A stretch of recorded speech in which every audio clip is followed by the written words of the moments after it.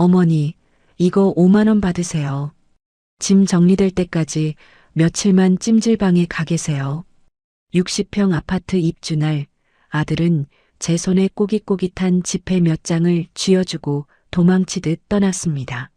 찜질방 바닥에서 새우잠을 자며 기다린 지 일주일. 돌아온 건 황당한 통보였습니다.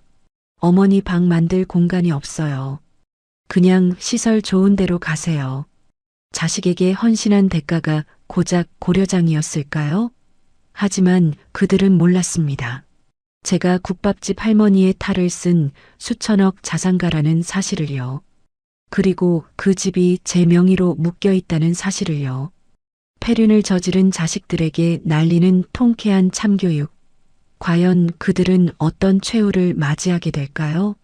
사연 시작 전 구독과 좋아요는 필수. 어디서 시청 중이신지 댓글로 남겨주시면 큰 힘이 됩니다. 사연 지금 시작합니다. 부흥하는 굉음과 함께 이삿짐 센터 트럭이 매연을 뿜으며 멀어졌습니다.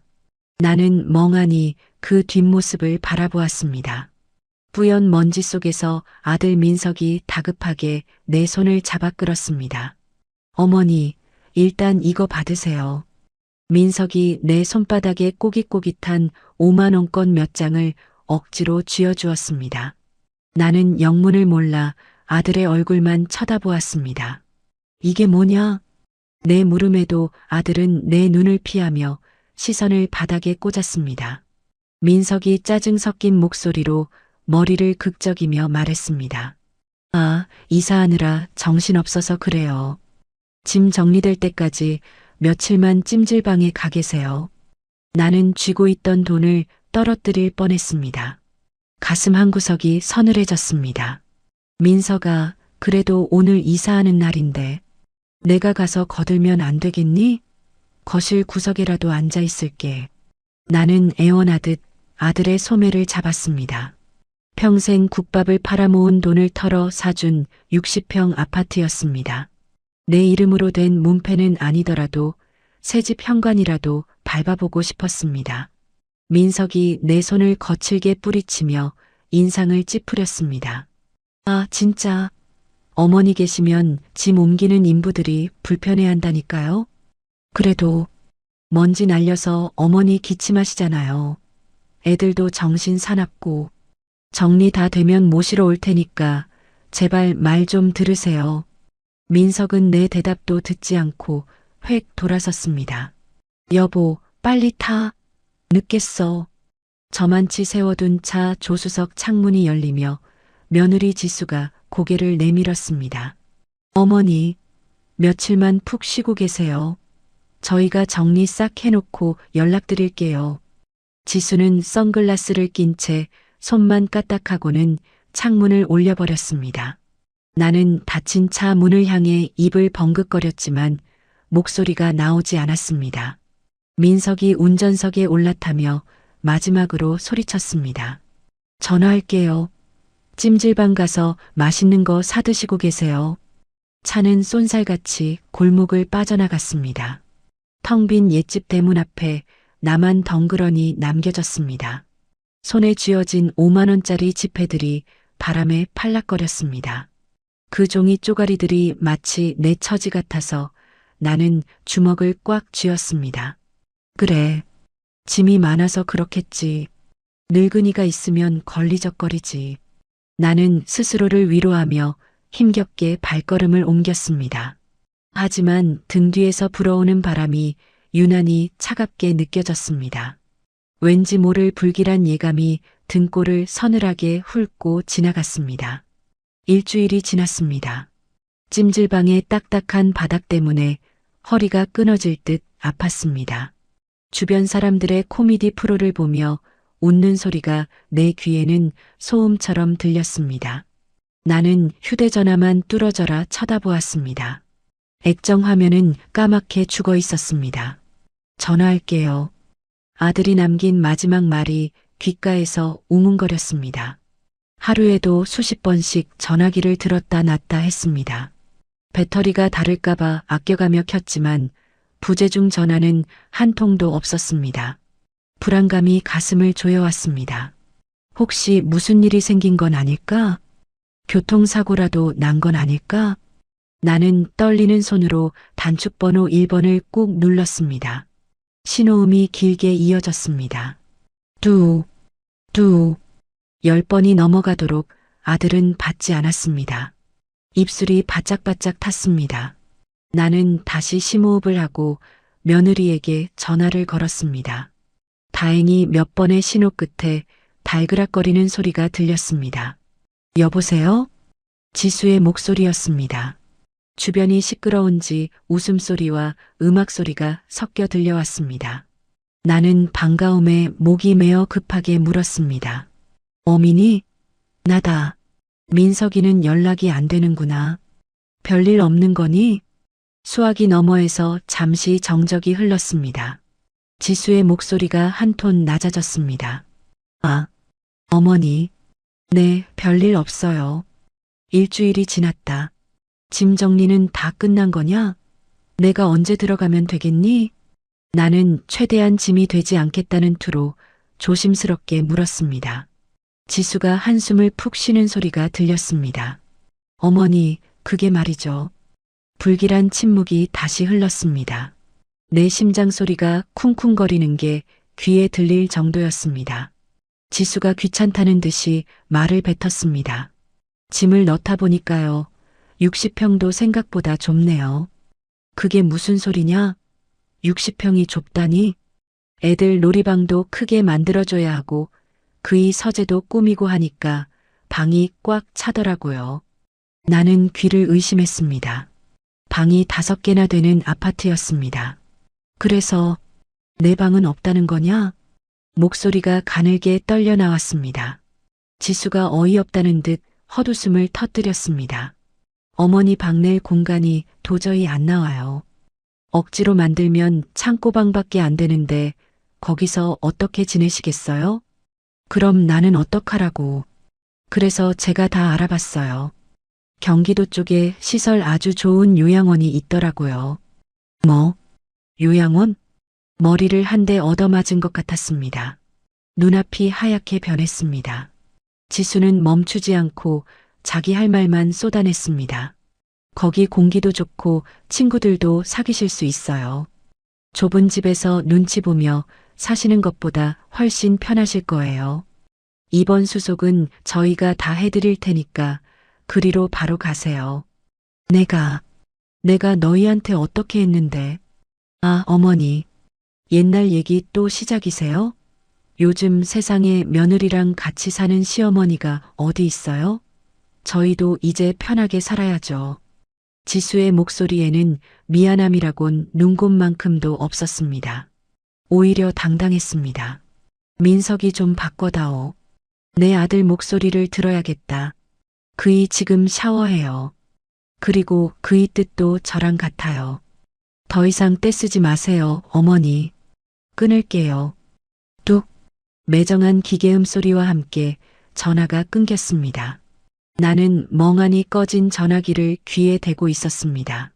찜질방의 후끈한 열기 속에서도 온몸이 사시나무 떨듯 떨렸습니다.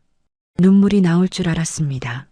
억장이 무너지고 땅을 치며 통곡할 줄 알았습니다. 하지만 이상하게도 눈물은 나오지 않았습니다. 대신 가슴 깊은 곳에서 뜨거운 불덩이가 치밀어 올랐습니다. 배신감. 그것은 슬픔보다 더 날카롭고 차가운 감정이었습니다. 나는 천천히 휴대전화를 내려놓았습니다. 그리고 옆에 둔 낡은 가방을 열었습니다. 옷가지 몇 벌 밑 깊숙한 곳, 꼬질꼬질한 손수건에 쌓여 있는 낡은 가죽 수첩 하나를 꺼냈습니다. 겉면이 다해져서 볼품없는 수첩이었습니다. 떨리는 손으로 수첩을 펼쳤습니다.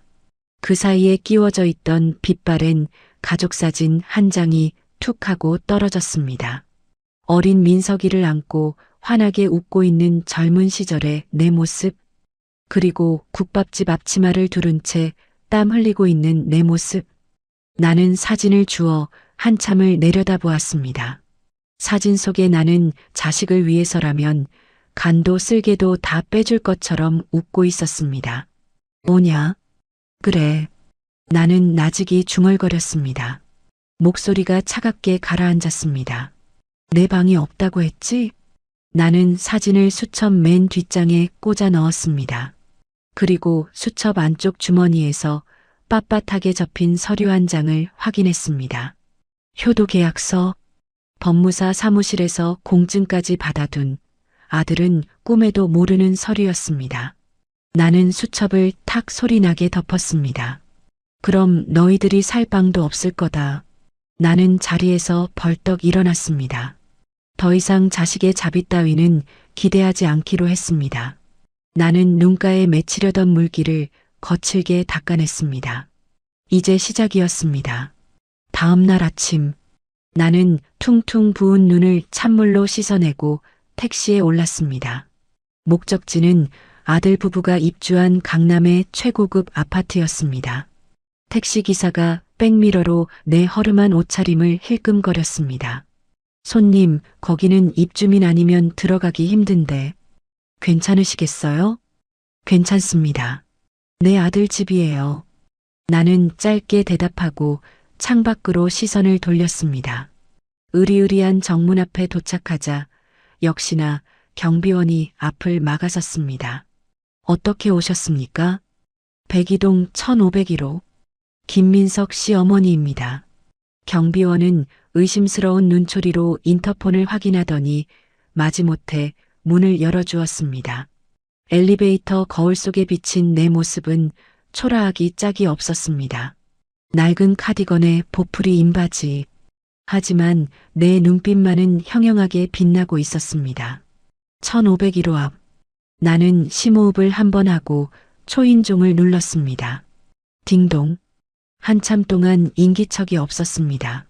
나는 다시 한번 길게 벨을 눌렀습니다. 딩동, 딩동. 누구세요? 택배 문 앞에 두라니까요. 안에서 짜증 섞인 며느리의 목소리가 들려왔습니다. 도어록이 해제되고 문이 열렸습니다. 잠옷 차림의 며느리 지수가 나를 보고 쏘스라치게 놀라 뒷걸음질 쳤습니다. 어머니, 비켜라. 나는 지수를 밀치고 집 안으로 들어갔습니다. 현관을 들어서자마자 눈이 휘둥그레졌습니다. 거실 천장에는 화려한 크리스털 샹들리에가 달려있고 바닥에는 최고급 대리석이 깔려 있었습니다.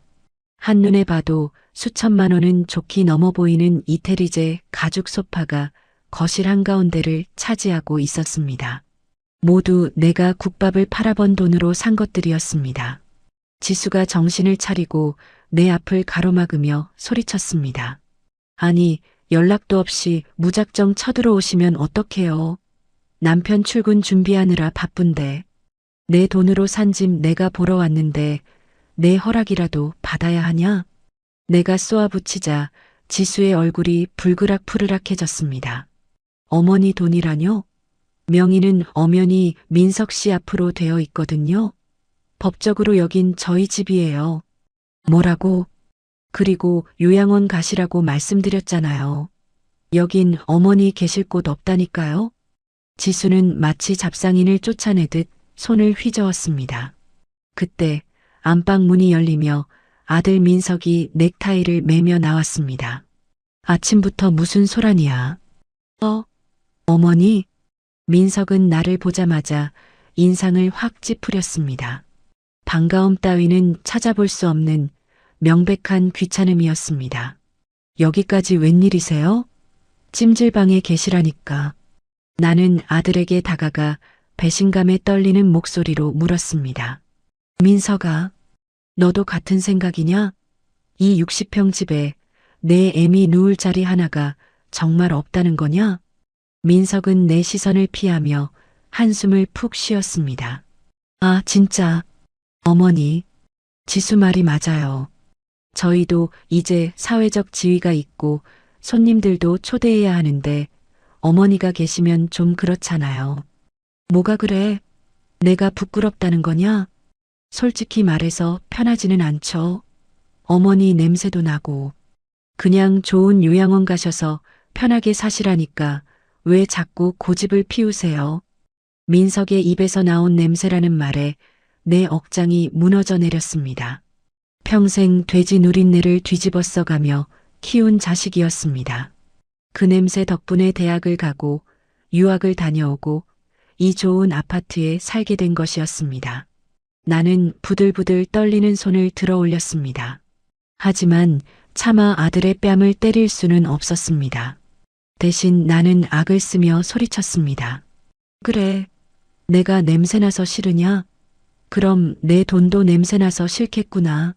아, 돈 얘기 좀 그만하세요. 지겨워 죽겠네, 진짜. 지수가 끼어들며 내 팔을 잡아 끌었습니다. 나가세요, 어머니. 좋게 말할 때 나가세요. 경비실 부르기 전에. 며느리의 손톱이 내 팔뚝을 파고들었습니다. 나는 며느리의 손을 거칠게 뿌리치며 외쳤습니다. 이거 놔라. 내 집에서 나가야 할 건 내가 아니라 너희들이다. 알겠냐? 나의 기세에 눌린 지수가 흠칫하며 물러섰습니다. 민석이 짜증을 내며 내 등을 떠밀었습니다. 아, 그만 좀 하시라고요. 빨리 가세요. 아들의 손에 떠밀려 나는 현관 밖으로 밀려났습니다. 쾅! 내 코앞에서 현관문이 닫혔습니다. 도어록이 잠기는 소리가 차갑게 들려왔습니다. 나는 닫힌 문을 멍하니 바라보았습니다.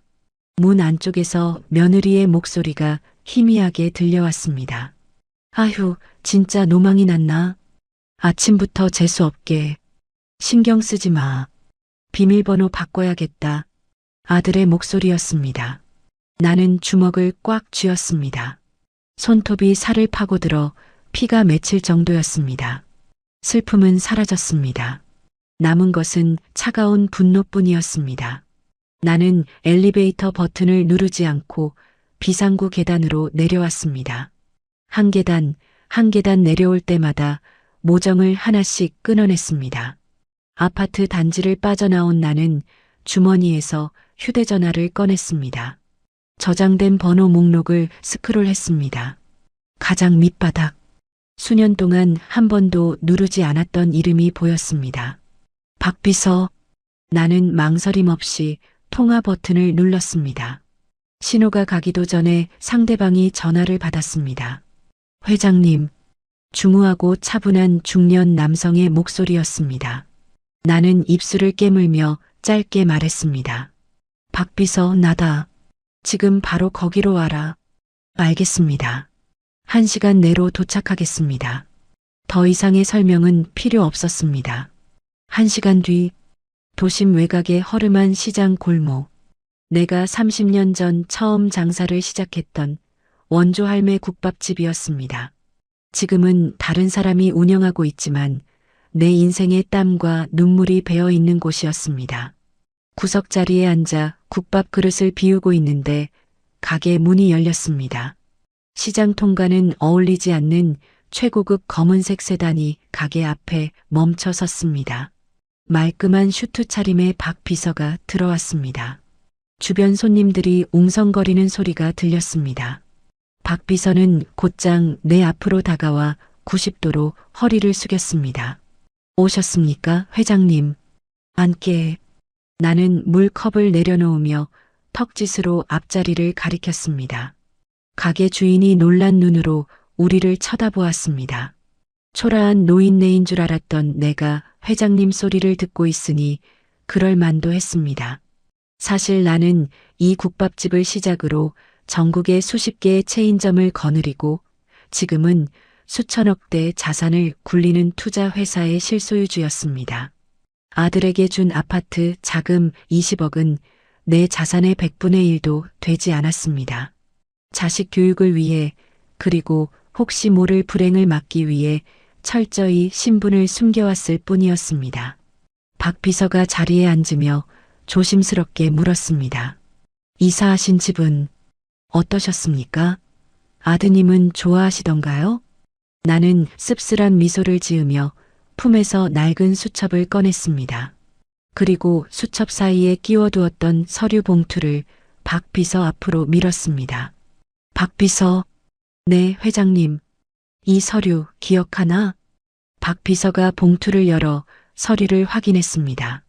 그의 눈썹이 꿈틀거렸습니다. 효도 계약서 및 증여 해제 조건부 계약서. 아들에게 아파트 자금을 이체하던 날 변호사 입회하에 작성하고 공증까지 받아둔 서류였습니다. 서류에는 붉은 글씨로 수증자가 부양 의무를 이행하지 않을 경우 증여 계약은 즉시 해제되며 증여 재산 전액을 반환한다는 조항이 선명하게 박혀 있었습니다. 박 비서가 안경을 고쳤으며 나를 쳐다보았습니다. 이걸 진행하시려는 겁니까? 나는 차갑게 식은 국밥 국물을 바라보며 말했습니다. 60평 아파트에 내 방은 없다더군. 요양원으로 가라고 하더라. 냄새난다고. 박 비서의 표정이 딱딱하게 굳어졌습니다. 그는 말없이 서류를 다시 봉투에 넣었습니다. 그리고 단호한 목소리로 말했습니다. 용서하지 않겠습니다. 그래. 자식이라고 봐주는 건 여기까지다. 나는 박 비서의 눈을 똑바로 쳐다보며 지시했습니다. 지금 즉시 로펌에 연락해. 아파트 처분 금지 가처분 신청부터 걸고 반환 소송 시작한다. 네, 알겠습니다. 변호인단은 최고로 꾸리겠습니다. 그리고 하나 더 말씀하십시오. 그놈들 지금 있는 돈도 흥청망청 쓰고 있을 거야. 카드 내역, 통장 거래 내역 싹 다 조회해서 가압류 걸어. 숨통을 조여야 정신을 차리지. 명심하겠습니다. 오늘부로 김민석 씨 내외의 모든 자산은 동결될 겁니다. 박 비서는 자리에서 일어나 다시 한번 깊숙이 고개를 숙였습니다. 그럼 바로 움직이겠습니다. 박 비서가 가게를 나가고 나는 홀로 남았습니다. 가게 주인이 쭈뼛거리며 깍두기 접시를 새로 가져다 주었습니다. 나는 깍두기 하나를 입에 넣고 우적우적 씹었습니다. 매콤하고 짠맛이 입안 가득 퍼졌습니다. 눈물이 날 것 같았지만 꾹 참았습니다. 이제 전쟁은 시작되었습니다. 자식이 부모를 버렸으니 부모도 자식에게 세상의 무서움을 가르쳐줘야 했습니다. 나는 식어버린 국밥 국물을 단숨에 들이켰습니다. 속이 뜨끈해지면서 뱃속 깊은 곳에서부터 힘이 솟아올랐습니다. 기다려라. 내 냄새나는 돈이 얼마나 무서운지 보여주마. 소송장을 접수한 지 딱 3일이 지났습니다. 예상대로 아들놈의 휴대전화는 불이 났습니다. 부재중 전화 50통, 문자 메시지 100건, 화면 가득 어머니 제발 전화 좀 받으세요. 아파트 가압류라니요 라는 아들의 다급한 문자가 둥둥 떠다녔습니다. 이어 실수하신 거죠. 우리끼리 왜 이래요 라는 뻔뻔한 문자도 도착했습니다. 나는 진동으로 울리는 전화기를 차갑게 내려다보며 전원을 꺼버렸습니다. 박 비서가 내게 서류 한 장을 건넸습니다. 회장님, 놈들이 쥐새끼처럼 날뛰고 있습니다. 사색이 되어서 여기저기 변호사를 알아보고 다니더군요. 그래, 꼴 좋구나. 나는 식은 차를 한 모금 마셨습니다. 속이 뻥 뚫리는 것 같았지만 한편으론 씁쓸함이 가시지 않았습니다. 하지만 방심하시면 안 됩니다. 며느리의 친정 오빠 최 실장이라는 작자가 어제 그 집에 들어갔습니다. 최 실장? 그 전과자 놈 말인가? 네. 사기죄로 감방 갔다 온 지 얼마 안 된 놈이죠. 무슨 꿍꿍이가 있을 겁니다. 박 비서의 말에 등골이 오싹해졌습니다. 나는 그때 알지 못했습니다. 궁지에 몰린 쥐가 고양이를 물기 위해 얼마나 끔찍한 짓을 꾸밀 수 있는지 말입니다. 나중에 경찰 조사를 통해 알게 된 그날 밤 아들네 거실 풍경은 지옥도나 다름없었습니다. 며느리 지수는 머리를 산발한 채 소파에 널브러져 악을 쓰고 있었습니다. 오빠, 이거 어떡해? 당장 나가라잖아. 내 명품 가방, 이 가구들 다 압류당하게 생겼어. 소파 맞은편에는 눈매가 뱀처럼 찢어진 사내, 최 실장이 담배를 피우고 있었습니다. 그는 비열한 웃음을 흘리며 며느리를 달랬습니다. 야, 최지수, 진정해. 방법이 아주 없는 건 아니니까. 구석에 처박혀 머리를 감싸 쥐고 있던 아들 민석이 고개를 번쩍 들었습니다. 처남, 방법이라니? 무슨 수가 있어? 최 실장은 재떨이에 담배를 비벼 끄며 몸을 앞으로 숙였습니다. 매형, 이 계약서 말이야. 부양 의무 불이행이 핵심이잖아. 근데 만약에 어머니가 제정신이 아니었다면? 뭐, 그게 무슨 소리야? 치매 말이야, 치매. 노인네가 치매에 걸려서 망상에 빠져 쓴 계약서라고 우기면 법원에서도 머리 아파질걸? 민석의 눈동자가 심하게 흔들렸습니다. 치매라니. 어머니는 정신이 멀쩡하신데. 아이고, 답답해라. 멀쩡한 사람도 병원 기록 하나면 환자 되는 건 시간 문제야. 내가 아는 사설 구급대 애들이 있는데 일단 강제 입원부터 시키자고. 강제 입원? 그건 범죄잖아. 민석이 기겁하며 손을 저었습니다. 하지만 최 실장은 아들의 어깨를 꽉 움켜쥐며 속삭였습니다. 매형, 지금 찬밥 더운 밥 가릴 때야? 20억짜리 아파트 뺏기고 길거리에 나 앉을 거야? 어머니 그냥 병원에서 편하게 쉬게 해드리는 거야. 효도하는 거라고. 민석의 거친 숨소리가 거실을 채웠습니다. 탐욕과 양심 사이에서 줄타기 하던 아들은 결국 지수의 날카로운 외침에 무너지고 말았습니다. 여보, 당신 거지로 살고 싶어? 애들 데리고 월세방 전전할 거냐고. 민석은 질끈 눈을 감았습니다. 그리고 떨리는 목소리로 대답했습니다. 그래, 어쩔 수 없어. 다 우리 가족을 위해서야. 악마의 속삭임에 영혼을 판 순간이었습니다. 그날 밤 11시, 나는 박 비서가 마련해준 안전한 오피스텔에서 잠을 청하고 있었습니다. 낯선 잠자리라 그런지 쉽게 잠이 오지 않아 뒤척이고 있었습니다. 그때였습니다. 쿵, 쿵, 쿵. 현관문을 부서질 듯 두드리는 소리가 정적을 깼습니다. 나는 깜짝 놀라 이불을 걷어찼습니다. 누구세요? 대답 대신 도어록이 해제되는 띠로리 소리가 들렸습니다. 마스터키를 쓴 게 분명했습니다. 벌컥? 현관문이 열리고 검은색 점퍼를 입은 건장한 사내 셋이 신발을 신은 채 방 안으로 들이닥쳤습니다. 그 뒤로 익숙한 얼굴이 보였습니다.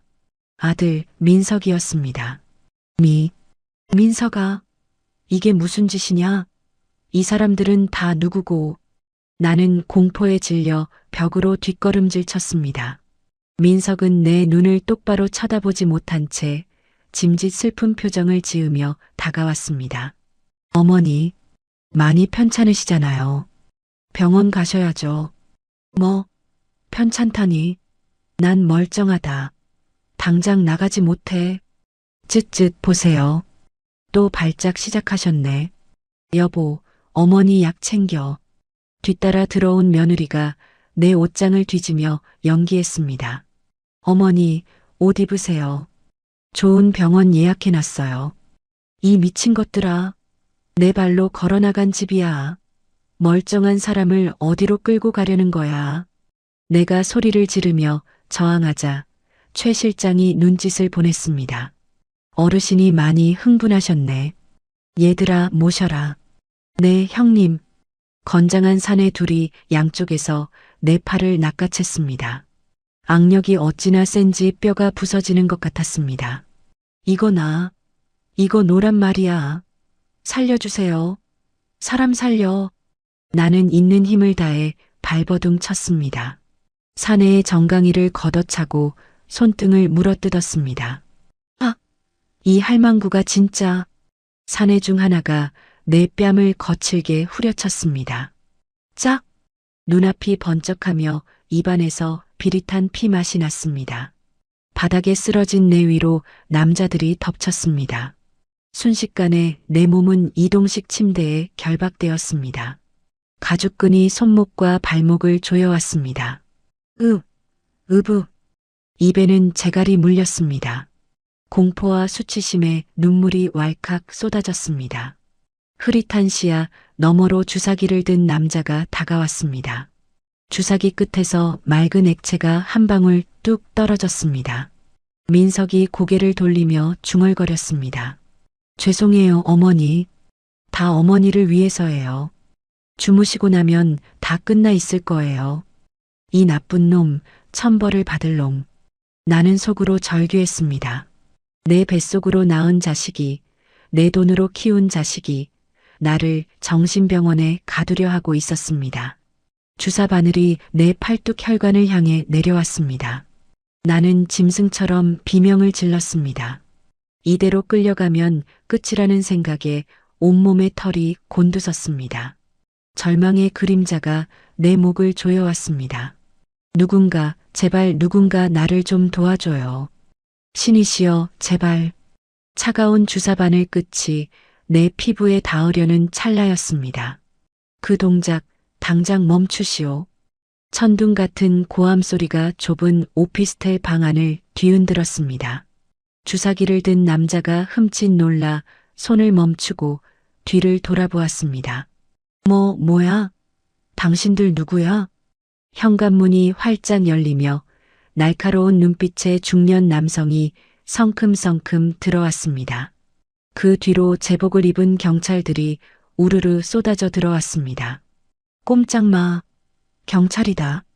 전원 현행범으로 체포해. 중년 남성의 서슬 퍼런 지시에 경찰들이 사설 구급대원들을 덮쳤습니다.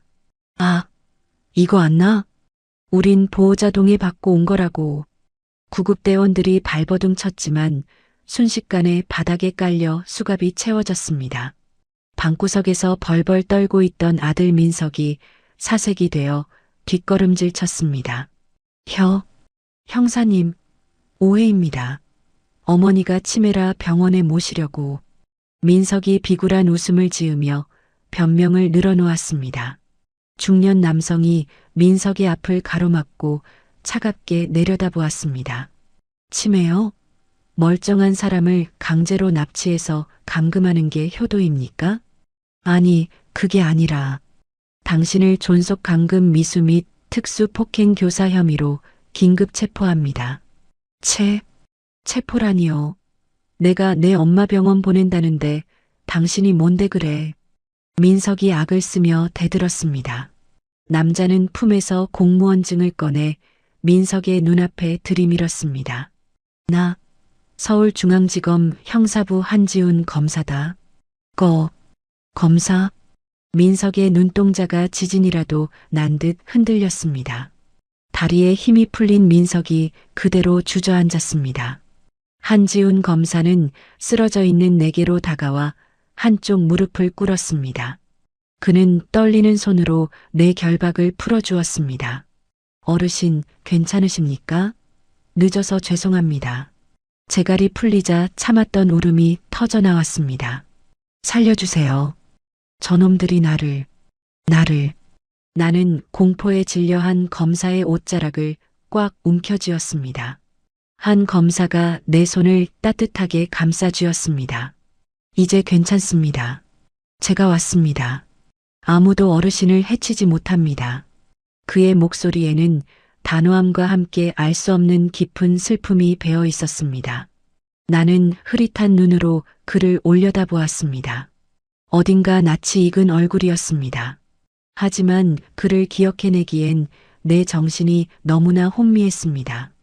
경찰들에게 끌려나가는 아들의 절규가 멀어져 갔습니다.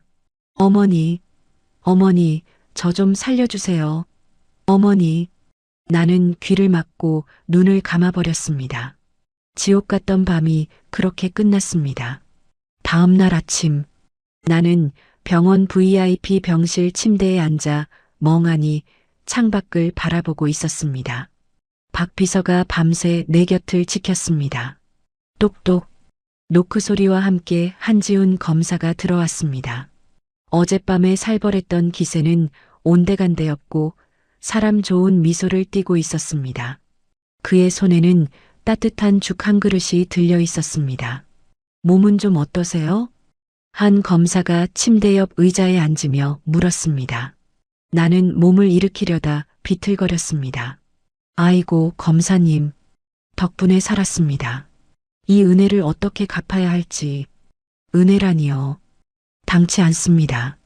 오히려 제가 갚아야죠. 네. 그게 무슨. 한 검사는 쑥스러운 듯 머리를 극적였습니다. 저 기억 안 나십니까? 10년 전 신림동 고시촌. 신림동. 나는 기억을 더듬었습니다. 10년 전 나는 국밥집 주방에서 매일같이 육수를 끓이고 있었습니다. 한 검사가 말을 이었습니다. 돈 없어서 밥 굶고 다니던 고시생 녀석 하나 있었잖습니까? 매일 밤 마감 때 찾아가면 아주머니가 뚝배기 넘치게 고기 담아서 공짜로 주셨던 그 놈요. 아, 그제야 떠올랐습니다. 남루한 옷차림에 늘 배고픈 눈빛을 하고 있던 청년. 하지만 눈빛만은 살아있어 내가 몰래 장학금까지 대줬던 그 학생이었습니다. 아이고, 세상에, 그 학생이 자네였어?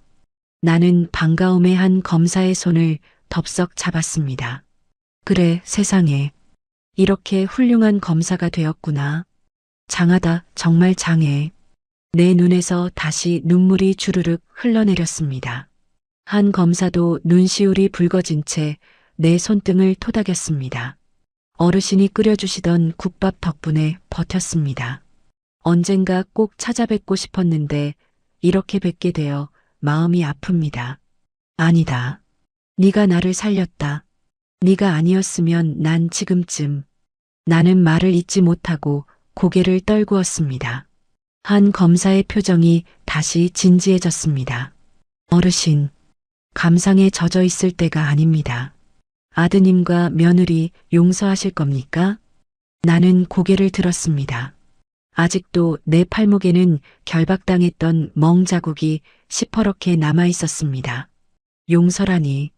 내 핏줄이지만 짐승만도 못한 놈들이다.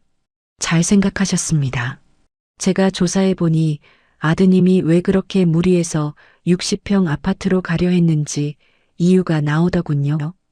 이유라니? 한 검사가 서류 봉투 하나를 내밀었습니다. 도박입니다. 뭐라고? 아드님, 인터넷 불법 도박에 손을 댔더군요. 빚만 5억이 넘습니다. 사채업자들에게 시달리고 있었어요. 세상에, 눈앞이 캄캄해졌습니다. 어르신 명의로 된 재산을 담보로 사채를 끌어다 쓰려고 했던 겁니다. 강제 입원도 그 일환이었고요.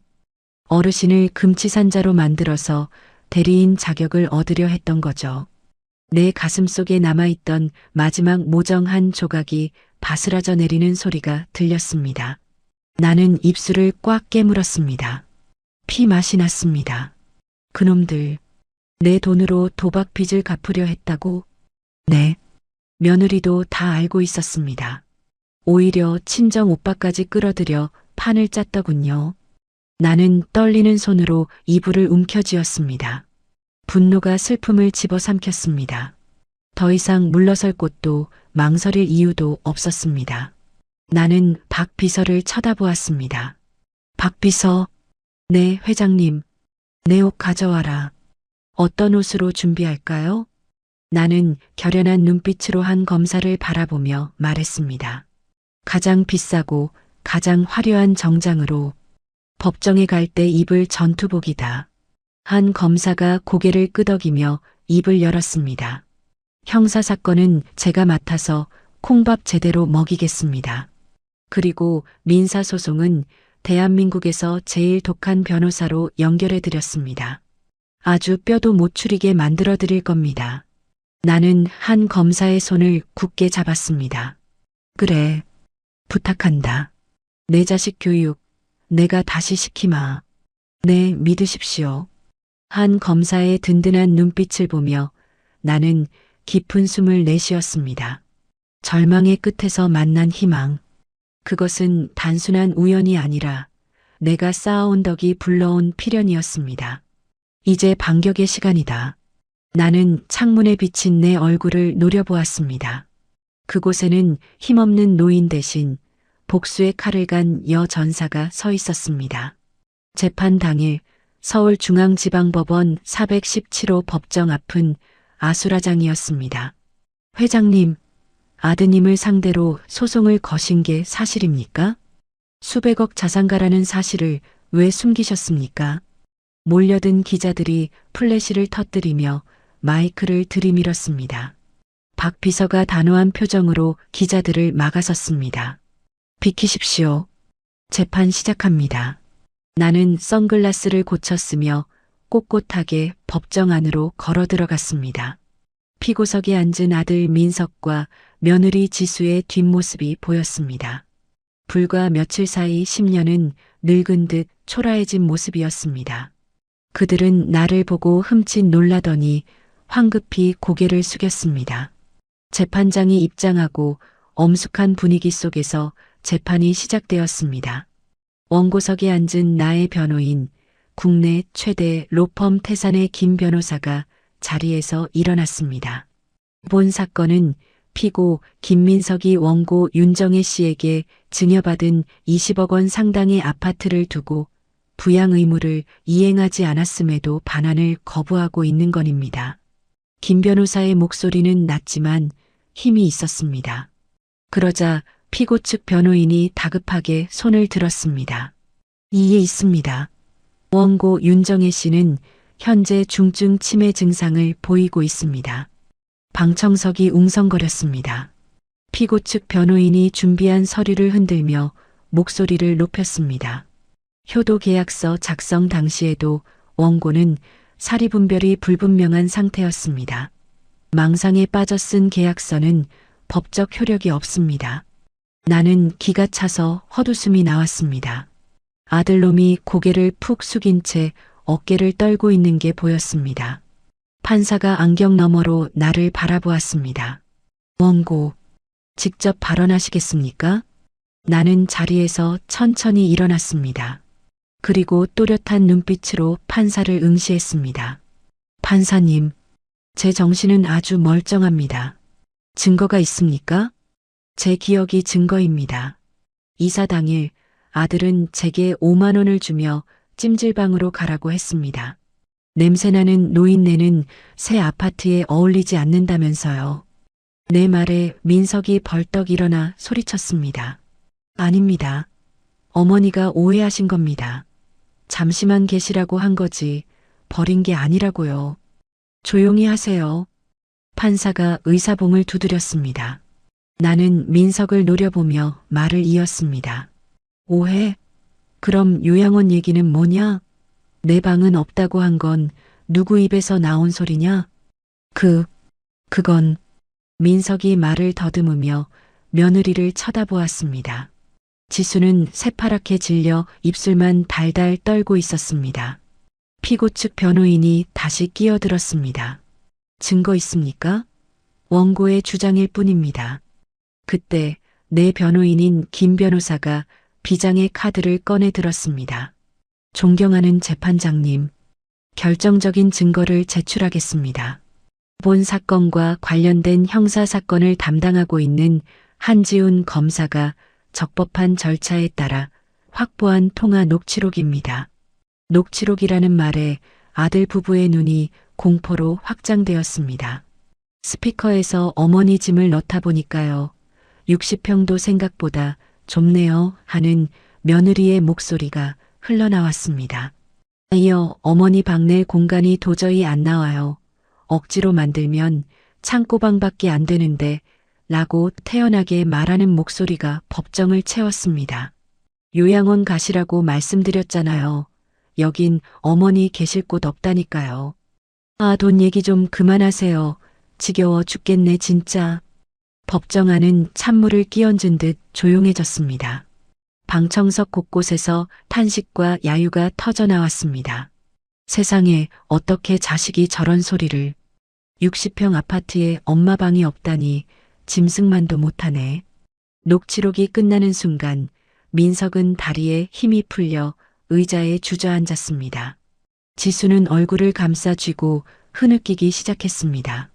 나는 그들을 보며 싸늘하게 말했습니다. 들으셨습니까, 판사님? 저게 제 아들과 며느리의 본심입니다. 판사는 굳은 표정으로 서류를 검토했습니다. 그리고 잠시 후 판결을 선고했습니다. 주문. 피고들은 원고에게 증여받은 부동산 자금 20억 원 전액을 반환하라. 탕, 탕, 탕. 의사봉 소리가 법정에 울려 퍼졌습니다. 또한 원고가 겪은 정신적 고통에 대한 위자료 5천만 원을 지급하고 소송 비용은 피고들이 전액 부담한다. 완벽한 승리였습니다. 민석이 울부짖으며 내 쪽으로 달려오려 했습니다. 어머니, 어머니 잘못했어요. 한 번만 봐주세요. 법정 경위들이 민석을 막아섰습니다. 저희 이제 갈 데도 없어요. 어머니. 지수도 바닥에 엎드려 통곡했습니다. 나는 그들을 내려다보며 마지막 한마디를 던졌습니다. 갈 데가 없으면 찜질방이라도 가거라. 5만 원은 주마. 나는 가방에서 5만 원권 한 장을 꺼내 바닥에 툭 떨어뜨렸습니다. 그리고 뒤도 돌아보지 않고 법정을 빠져나왔습니다. 등 뒤에서 아들 부부의 절규가 들려왔지만 내 발걸음은 깃털처럼 가벼웠습니다. 그날 저녁, 나는 도심의 야경이 파노라마처럼 펼쳐지는 최고급 실버타운의 펜트하우스에 서 있었습니다. 발 아래로 한강의 검은 물결과 화려한 불빛들이 넘실거렸습니다. 회장님, 입주를 축하드립니다. 박 비서가 샴페인 잔을 건넸습니다. 소파에는 한지훈 검사도 편안한 옷차림으로 앉아 미소 짓고 있었습니다. 어르신, 아니 윤 여사님, 오늘 정말 멋지셨습니다. 나는 샴페인 잔을 받아들고 창가로 다가갔습니다. 유리에 비친 내 모습은 더 이상 초라한 국밥집 할머니가 아니었습니다. 우아한 실크 원피스를 입은 당당한 노년의 여성이 서 있었습니다. 자네들 덕분일세. 고맙네. 정말 고마워. 나는 진심을 담아 건배를 제안했습니다. 챙. 맑은 유리잔 부딪히는 소리가 넓은 거실을 채웠습니다. 한 모금 마신 샴페인은 달콤하고 시원했습니다. 평생 고생만 했던 지난 날들이 주마등처럼 스쳐 지나갔습니다. 남편 잃고 어린 아들 없고 국밥을 팔던 시절, 아들 등록금 마련하느라 내 옷 한 벌 못 사입던 시절, 그리고 60평 아파트 앞에서 버림받았던 그날의 치욕까지 모든 것이 이 한 잔의 술과 함께 씻겨 내려가는 기분이었습니다. 박 비서, 네 회장님, 내일 아침에는 알람 끄고 푹 잘 거네. 아무도 깨우지 말게. 알겠습니다. 편히 쉬십시오. 한지훈 검사가 창밖을 가리키며 말했습니다. 저 불빛들 좀 보세요. 이제 다 윤 여사님 발 아래 있습니다. 즐기십시오. 나는 고개를 끄덕이며 거실을 둘러보았습니다. 운동장처럼 넓은 거실, 푹신한 소파, 그리고 무엇보다 나만을 위한 안락한 침실, 누구의 눈치도 볼 필요 없는 온전한 나의 공간이었습니다. 가슴 벅찬 해방감에 심장이 두근거렸습니다. 나는 창문에 손을 대고 나직이 음조렸습니다. 그래, 이제야 생겼구나. 입가에 편안한 미소가 번졌습니다. 내 방이 밤하늘의 별들이 나를 향해 윙크하는 것 같았습니다. 내 인생의 봄날은 70이 다 된 지금부터가 진짜 시작이었습니다. 펜트하우스에서의 삶은 꿈만 같았습니다. 아침이면 따뜻한 햇살이 침실 깊숙이 들어왔고 저녁이면 한강의 야경이 내 발 아래에서 보석처럼 빛났습니다. 누구의 눈치도 볼 필요 없는 완벽한 자유였습니다. 입주한 지 딱 한 달이 되던 날 아침이었습니다. 나는 우아하게 커피 한 잔을 마시며 휴대전화를 집어들었습니다. 습관처럼 차단 목록을 확인하던 내 손가락이 허공에서 멈췄습니다. 아들이라는 이름으로 부재중 전화가 무려 50통이나 와 있었습니다. 징글징글한 놈들. 아직도 돈 달라고 떼를 쓰는 게냐? 나는 혀를 차며 기록을 삭제하려 했습니다. 그때 문자 메시지 미리 보기 창에 뜬 문구가 내 심장을 철렁하게 만들었습니다. 어머니 제발 한 번만 받아주세요. 우리 선우가 죽어갑니다. 선우. 눈에 넣어도 아프지 않을 내 손주 녀석 이름이었습니다. 커피 잔을 든 손이 미세하게 떨렸습니다. 돈 뜯어내려고 손주 핑계를 대? 천벌을 받을 놈들. 처음에는 믿지 않았습니다. 그놈들이라면 충분히 그러고도 남을 위인들이었으니까요. 하지만 곧이어 도착한 사진 한 장에 나는 숨이 턱 막히고 말았습니다. 병원 침대에 누워 산소호흡기를 낀 채 창백하게 잠든 선우의 사진이었습니다. 나는 떨리는 손으로 통화 버튼을 눌렀습니다. 신호가 가기도 전에 아들이 전화를 받았습니다. 어머니. 수화기 너머로 들려오는 목소리는 사람의 것이 아니었습니다. 짐승의 울부짖음 같았습니다. 민서가, 이게 도대체 무슨 일이냐? 선우가 왜 저러고 있어? 어머니, 흑흑, 백혈병이래요. 급성 백혈병. 뭐라고? 갑자기 애가 코피를 쏟고 쓰러져서 검사해 보니까 흑흑. 아들은 말을 잇지 못하고 오열했습니다. 나도 모르게 자리에서 벌떡 일어났습니다. 머릿속이 하얗게 변했습니다. 거기 어디냐? 당장 말해라. 대학병원. 소아암 병동이요. 제발 좀 와주세요. 어머니. 나는 잠옷바람에 코트만 걸치고 허둥지둥 집을 나섰습니다. 엘리베이터를 기다리는 1분이 1년처럼 느껴졌습니다. 로비에서 대기하고 있던 박 비서가 내 안색을 살피며 다가왔습니다. 회장님, 무슨 일이십니까? 박 비서, 차 대기시켜. 당장 병원으로 가야 해. 네, 병원이라니요? 어디 편찮으십니까? 선우가, 내 손주가 백혈병이란다. 박 비서의 눈이 커졌습니다. 차 뒷좌석에 앉아가는 내내 나는 손톱을 물어뜯었습니다. 박 비서, 혹시 그놈들이 또 거짓말하는 건 아니겠지? 돈 필요해서 쇼하는 거면 내가 가만 안 둔다. 나는 애써 의심의 끈을 놓지 않으려 했습니다. 그게 차라리 마음이 편할 것 같았습니다. 박 비서가 어딘가로 전화를 걸어 빠르게 상황을 파악했습니다. 잠시 후 전화를 끊은 박 비서의 표정이 어두웠습니다. 회장님, 사실입니다. 지금 무균실에 들어가 있고 상태가 꽤 위중하답니다. 당장 항암 치료랑 골수 이식을 준비해야 한다고. 나는 힘없이 시트에 등을 기댔습니다. 하늘이 무너지는 것 같았습니다. 아무리 미운 자식이라도 그 자식이 낳은 핏줄까지 미워할 수는 없었습니다. 더구나 선우는 나를 볼 때마다 할머니 국밥 주세요 하며 맑게 웃던 아이였습니다. 내 눈에서 뜨거운 눈물이 주르륵 흘러내렸습니다. 아이고, 어린 것이 무슨 죄가 있다고. 병원 복도는 소독약 냄새로 진동했습니다. 소아암 병동 끝자락 무균실 앞 대기의자에 낯익은 두 사람이 보였습니다. 아들과 며느리였습니다. 하지만 한 달 전 법정에서 봤던 모습과는 딴판이었습니다.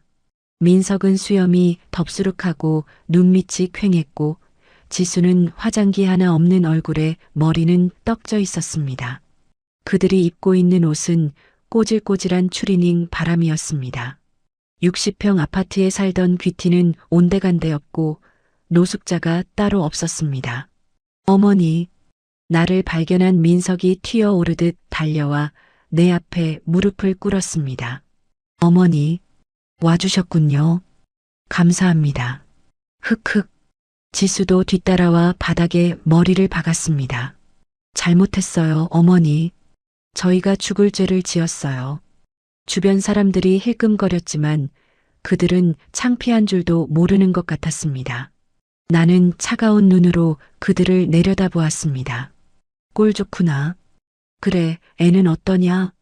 민석이 내 바짓가랑이를 잡고 매달렸습니다. 항암 치료 시작해야 하는데. 돈이 없어요, 어머니. 돈?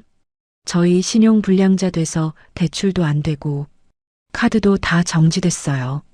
당장 입원비 낼 돈도 없어서 쫓겨나게 생겼어요. 기가 막혔습니다. 결국은 돈 때문이었습니다. 그래서 나보고 또 돈을 내달라는 거냐?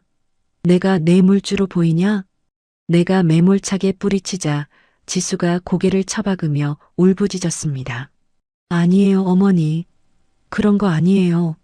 그냥 애만 살려주세요. 선우 살려주시면 평생 종처럼 살게요. 너희들 그 아파트에서 쫓겨날 때 내가 준 5만 원, 그거 다 어디다 썼냐? 그새 다 까먹었냐? 밀린 빚 갚느라 사채업자들한테 다 털리고 지금 고시원 쪽방에서 지내요. 민석의 목소리는 절망 그 자체였습니다. 나는 유리창 너머 무균 씨를 바라보았습니다. 각종 튜브를 주렁주렁 매달고 잠든 선우의 작은 몸이 눈에 들어왔습니다. 가슴이 미어지는 것 같았습니다. 하지만 내 안에 또 다른 자아가 소리쳤습니다. 속지 마. 이번에 또 도와주면 저놈들은 영영 정신 못 차려. 돈 냄새 맡고 또 들러붙을 거야. 나는 입술을 깨물었습니다. 박비서, 네, 회장님. 가자. 애 얼굴 봤으니 됐다. 나는 독하게 마음먹고 몸을 돌렸습니다. 그러자 민석이 비명을 지르며 내 발목을 잡았습니다. 어머니, 안 돼요. 가지 마세요. 이건 알아. 내 돈은 다 사회에 환원할 거다. 너희 같은 불효자들한테 줄 돈은 한 푼도 없어. 제 신장이라도 팔게요. 눈알이라도 뺄게요. 제발요. 민석이 바닥에 머리를 쿵쿵 찍기 시작했습니다. 이마에서 피가 터져 흘러내렸습니다. 제가 쓰레기인 거 알아요. 제가 어머니 돈 노리고 죽이려고 했던 천하의 개자식인 거 알아요. 근데 선우는 죄 없잖아요. 민석의 절규가 복도에 울려 퍼졌습니다. 어머니가 주신 돈으로 도박하고 흥청망청 쓴 제가 죽일 놈입니다. 제가 죽을게요. 그러니까 제발 우리 선우만 살려주세요. 피투성이가 된 아들의 얼굴을 보자 내 마음이 세차게 흔들렸습니다. 저 눈물은 가짜가 아니었습니다. 탐욕에 눈이 멀어 부모도 몰라보던 놈이 자식 죽게 생기니 이제야 진짜 눈물을 흘리고 있었습니다. 주변에 있던 간호사들이 달려와 민석을 말렸습니다. 보호자님, 이러시면 안 됩니다. 진정하세요. 지수는 탈진했는지 바닥에 쓰러져 꺽꺽거리고 있었습니다. 나는 그 아수라장 한가운데 서서 눈을 감았습니다. 복수는 성공했습니다. 아들 부부는 철저하게 파멸했고 바닥을 기고 있습니다. 하지만 이게 정말 내가 원하던 결말인가? 죄 없는 손주가 죽어가는 걸 보고만 있는 게 정말 내가 원하던 승리인가? 천륜이라는 무거운 짐이 내 어깨를 짓눌렀습니다. 박 비서가 조심스럽게 내 곁으로 다가왔습니다. 회장님, 괜찮으십니까? 나는 깊은 한숨을 내쉬었습니다. 그리고 피를 흘리며 쓰러져 있는 아들을 내려다보았습니다. 민서가. 내 부름에 아들이 퀭한 눈을 들어 나를 쳐다보았습니다. 너 정말 내장기라도 팔아서 갚을 수 있냐? 네. 네. 뭐든지 할게요. 시키는 건 다 할게요. 그 말 똑똑히 기억해라. 나는 주먹을 꽉 쥐었습니다. 어떻게 해야 할지 머릿속이 복잡했습니다. 돈을 주는 건 쉽습니다. 하지만 돈만 주고 끝낸다면 이놈들은 또다시 돈의 노예가 될 것입니다. 자식을 망치지 않으면서 손주를 살릴 방법, 그 지혜가 필요했습니다. 나는 병원 로비 벤치에 털썩 주저앉았습니다. 밤이 깊도록 나는 벤치에서 일어나지 못했습니다. 내 인생 최대의 고민이 시작되었습니다. 밤을 꼬박 새웠습니다. 병원 로비 벤치에 앉아 창밖이 푸르스름하게 밝아오는 것을 지켜보았습니다. 뜬 눈으로 지샌 밤이었지만 머릿속은 그 어느 때보다 맑았습니다. 나는 무거운 몸을 일으켜 원무과로 향했습니다. 여기 입원해 있는 김선우 환자, 보호자입니다. 나는 지갑에서 검은색 카드를 꺼내 내밀었습니다. 수술비랑 앞으로 들어갈 치료비 전액 일시불로 결제해 주세요. 네, 금액이 상당한데요? 직원이 놀란 눈으로 나를 쳐다보았습니다. 상관없습니다. 제일 좋은 1인실로 옮겨주시고 간병인도 최고로 붙여주세요. 아, 네. 알겠습니다. 잠시만 기다려주세요.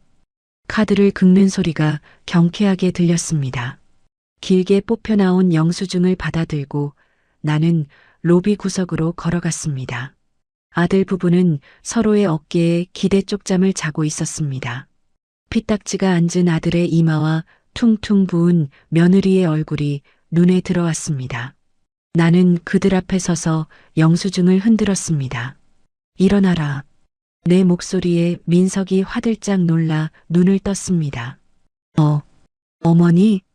민석이 내 손에 들린 영수증을 보고 눈을 크게 떴습니다. 이거 혹시 선우 수술비 내가 다 냈다. 어머니. 민석과 지수가 동시에 바닥에 엎드렸습니다. 감사합니다. 정말 감사합니다. 이 은혜 평생 잊지 않겠습니다. 지수는 내 발등에 입이라도 맞출 기세였습니다. 나는 차가운 눈으로 그들을 내려다보며 영수증을 민석의 가슴팍에 던졌습니다. 착각하지 마라. 네. 이 돈 너희한테 준 거 아니다. 나는 단호하게 못을 박았습니다. 내 손주 선우 살리려고 쓴 돈이다. 너희는 그저 선우 보호자로서 서명만 하면 돼. 아, 네. 물론이죠. 선우만 살면 됩니다. 그리고 나는 주머니에서 낡고 녹슨 열쇠 하나를 꺼냈습니다. 짤랑. 열쇠가 바닥에 떨어지며 날카로운 소리를 냈습니다. 아들 부부가 의아한 표정으로 열쇠와 나를 번갈아 쳐다보았습니다. 이게 뭡니까? 내가 40년 전 너 없고 처음 국밥 장사 시작할 때 살았던 영등포 시장 구석에 있는 그 낡은 주택. 네, 영등포요? 내가 잊지 않으려고 통째로 사뒀다. 그 중에서도 내가 살던 지하 단칸방, 거기로 들어가라. 나는 팔짱을 끼고 엄포를 놓았습니다. 너희들 60평 아파트에서 살던 가락이 있어서 고시원에서는 못 살겠지? 거기로 들어가. 어머니, 단 공짜는 아니다. 월세는 꼬박꼬박 내야 해. 지수가 울먹이며 물었습니다. 그럼 저희 빚은요? 병원비는? 이 병원비 너희가 갚아야 할 빚이다. 10원 한 장 빼놓지 말고 다 갚아라. 단 한 푼의 현금도 너희 손에 쥐어주지 않을 거다. 너희 힘으로 벌어서 너희 땀으로 갚아. 나는 그들의 눈을 똑바로 응시했습니다. 만약 이번에도 요령 피우거나 딴 마음 먹으면 그땐 진짜 끝이다. 선우 치료비 지원도 그 즉시 끊을 거야. 알겠냐? 민석이 입술을 꽉 깨물었습니다. 그리고 떨리는 손으로 바닥에 떨어진 열쇠를 집어들었습니다. 그 열쇠가 마치 동아줄이라도 되는 것처럼 소중하게 쥐었습니다. 알겠습니다. 할게요. 뭐든 하겠습니다. 민석의 눈빛이 달라져 있었습니다. 도박에 미쳐 흐리멍덩하던 눈빛이 아니었습니다. 살아야겠다는, 아니 살아내야겠다는 가장의 절박함이 서려 있었습니다. 명심해라. 바닥이 있어야 올라갈 곳도 있는 법이다. 나는 그 말을 남기고 병원을 나섰습니다. 등 뒤에서 아들 부부의 울음소리가 다시 들려왔지만 이번에는 뒤돌아보지 않았습니다. 계절이 2번 바뀌었습니다. 선우는 힘든 항암 치료를 잘 견뎌내고 다행히 골수 이식 수술까지 무사히 마쳤습니다. 머리카락은 좀 빠졌지만 밥도 잘 먹고 씩씩하게 이겨내고 있다는 소식을 들었습니다. 나는 박 비서가 가져온 태블릿 PC를 켰습니다. 화면 속에 익숙한 식당 주방이 보였습니다. 내 지인이 운영하는 강남의 대형 고깃집 주방이었습니다. 그곳에 며느리 지수가 있었습니다.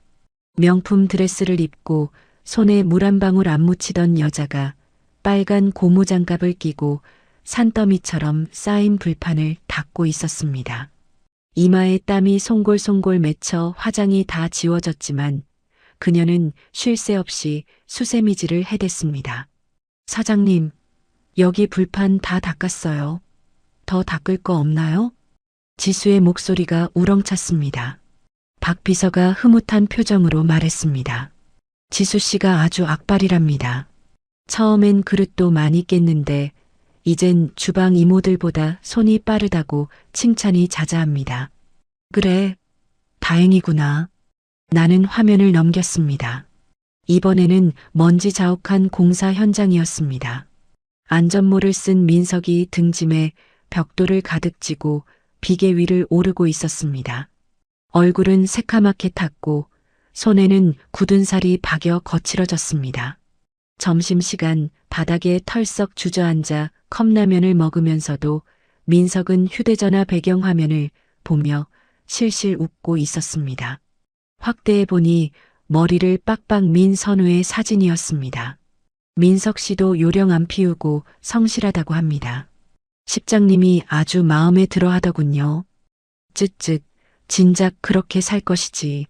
나는 짐짓 혀를 찼지만 입가에 번지는 미소를 숨길 수 없었습니다. 화면 속 그들의 눈빛은 살아있었습니다. 나를 속이고 돈을 뜯어내려던 도끼와 탐욕은 사라지고 삶에 대한 정직한 땀방울만이 남아있었습니다. 띵동. 휴대전화 문자 알림음이 울렸습니다. 김민성님 30만 원 입금. 그리고 곧바로 장문의 문자가 도착했습니다. 어머니, 저 민석입니다. 오늘 첫 월급 받았습니다. 지수도 식당에서 값을 조금 받아서 보탰어요. 병원비 갚으려면 아직 멀었지만 매달 꼭 보내드릴게요.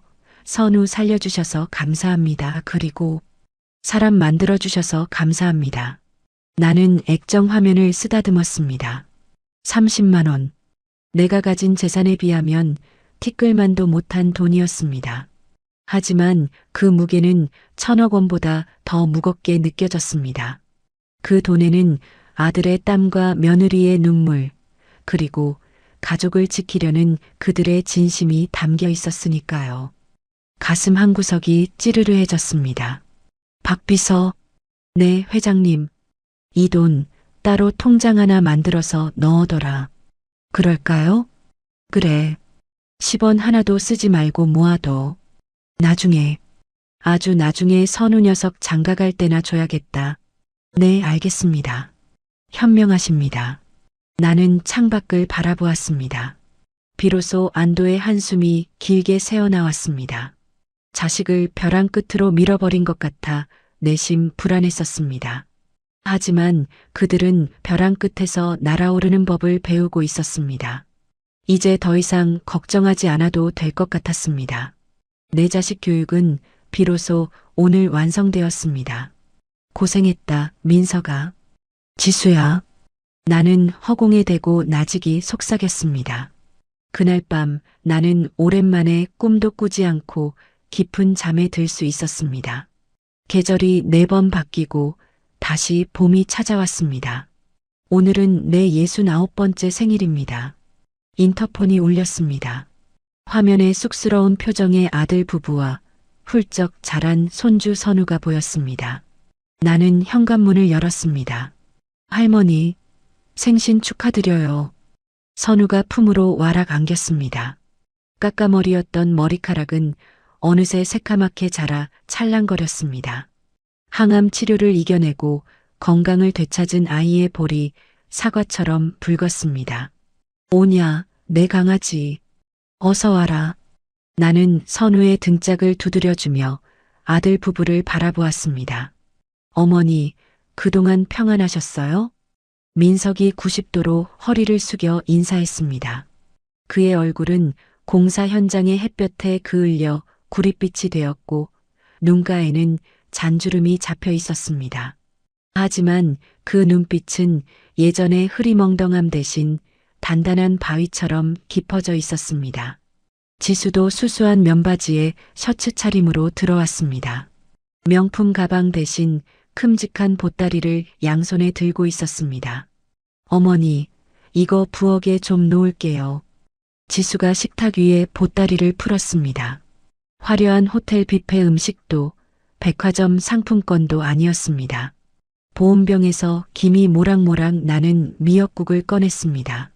플라스틱 반찬통에는 직접 무친 콩나물, 시금치, 그리고 잘 익은 깍두기가 담겨 있었습니다. 솜씨는 없지만 제가 직접 끓였어요. 간이 맞을지 모르겠네요. 지수가 붉어진 얼굴로 수저를 놓았습니다. 손을 보니 곳곳에 베이고 대인 상처가 훈장처럼 남아 있었습니다. 설거지하느라 부르튼 손마디가 뭉툭했습니다. 나는 식탁 의자에 앉아 미역국을 한 숟가락 떴습니다. 따뜻한 국물이 목구멍을 타고 넘어가 가슴까지 덮여주었습니다. 투박하지만 깊은 맛이었습니다. 조미료 맛이 아닌 정성이 들어간 진짜 음식 맛이었습니다. 맛있구나. 나의 짧은 한마디에 지수의 눈시울이 붉어졌습니다. 다행이에요. 정말 다행이에요. 민석이 내 앞에 무릎을 꿇고 앉았습니다. 어머니, 정말 죄송했습니다. 어머니가 아니었다면 저희는 평생 돈 귀한 줄 모르고 짐승처럼 살았을 겁니다.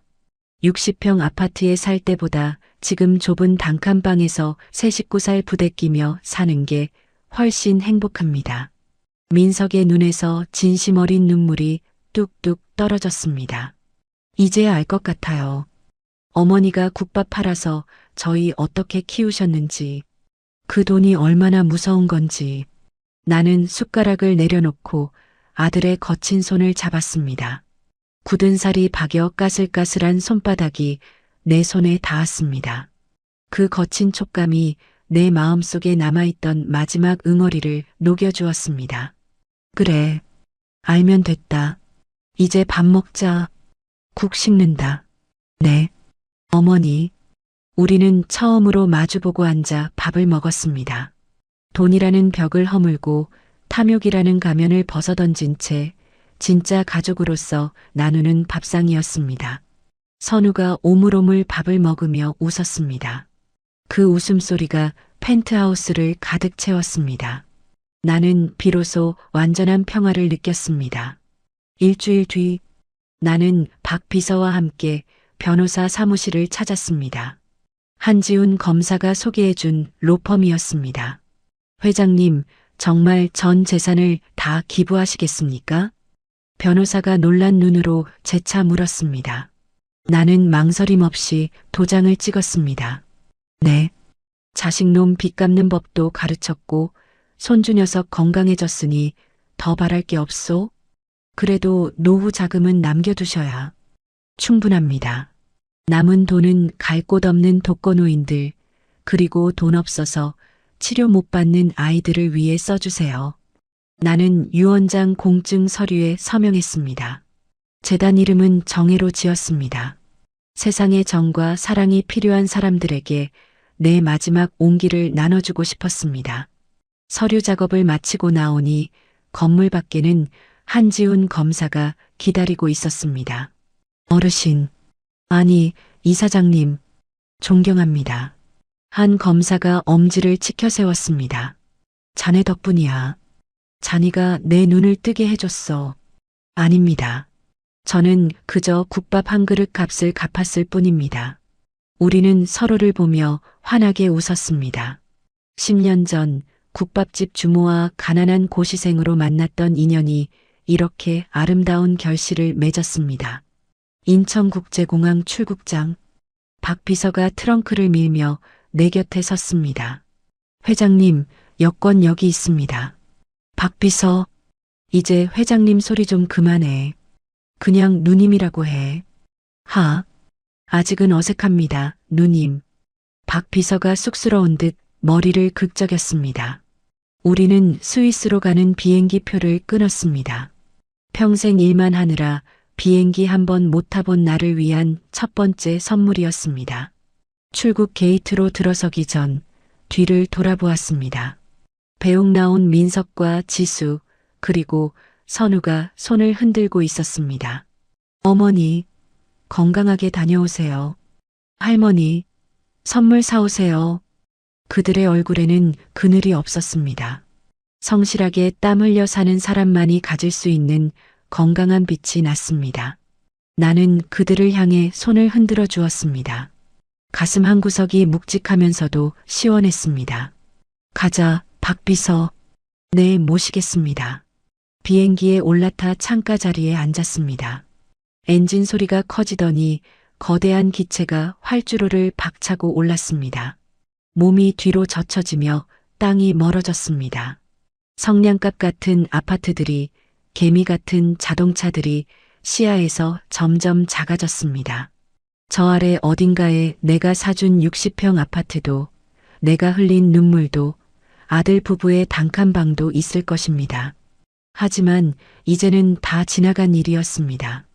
구름 위로 올라오자 눈부신 태양이 나를 반겨주었습니다.